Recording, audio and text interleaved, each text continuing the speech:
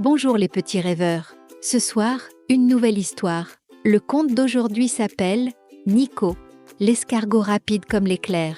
Dans une forêt calme et verdoyante, vivait un escargot nommé Nico. Nico n'était pas un escargot comme les autres.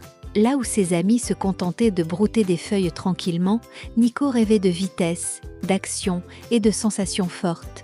Chaque nuit, en regardant la lune briller à travers les arbres, il s'imaginait courir plus vite qu'un lièvre ou voler plus haut qu'un oiseau. Pourquoi faut-il que les escargots soient si lents ? Se lamentait-il souvent. Mais chaque fois qu'il partageait ses rêves avec les autres escargots, ils éclataient de rire. « Nico, nous sommes faits pour avancer lentement et prudemment. C'est notre nature, » disait Suzanne, une vieille escargotte sage. Mais Nico n'écoutait pas. Plus les autres lui disaient que c'était impossible, plus son envie de prouver le contraire grandissait. Il décida qu'il trouverait un moyen de devenir l'escargot le plus rapide de la forêt, quoi qu'il en coûte. Un matin, alors que Nico observait les écureuils bondir d'arbre en arbre, une idée germa dans son esprit. Si je ne peux pas être rapide tout seul, peut-être que je peux construire quelque chose pour m'aider. Il se mit aussitôt au travail. Pendant des semaines, Nico arpenta la forêt à la recherche de matériaux.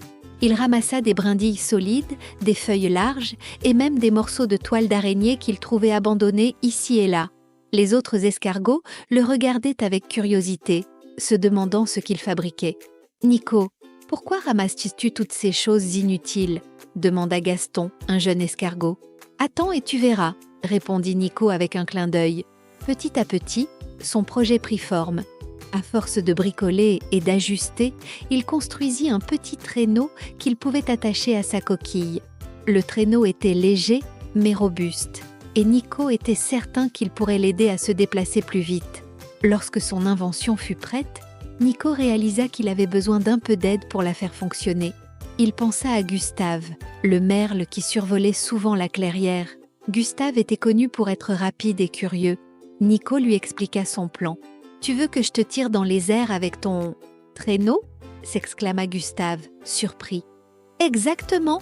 répondit Nico. « Avec toi pour m'aider, je pourrais voler et être l'escargot le plus rapide de la forêt. » Amusé par l'idée, Gustave accepta. Le jour du grand test, tous les animaux de la forêt se rassemblèrent pour voir ce que Nico avait préparé. Les lapins, les écureuils, les hérissons et même les grenouilles étaient présents. « Qu'est-ce qu'il a encore inventé, celui-là » murmura Suzanne en roulant des yeux. Nico grimpa dans son traîneau et attacha fermement les cordes à Gustave. « Prêt » demanda le merle. « Prêt » répondit Nico avec enthousiasme.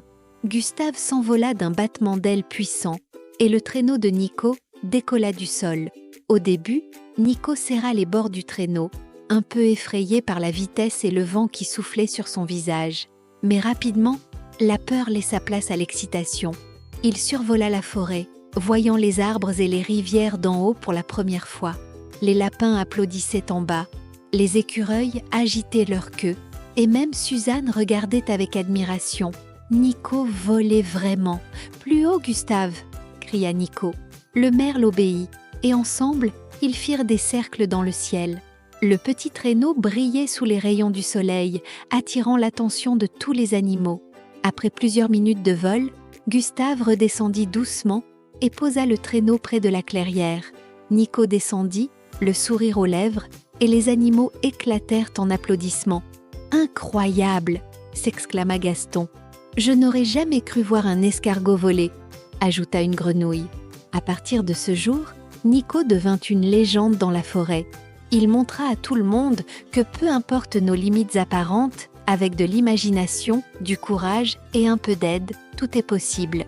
Il continua d'améliorer son traîneau et fit même d'autres inventions pour aider ses amis.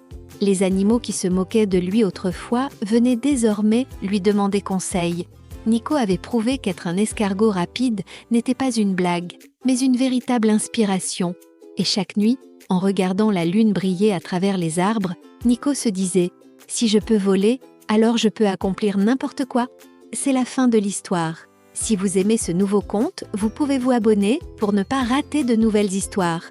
À très bientôt pour un autre moment enchanté.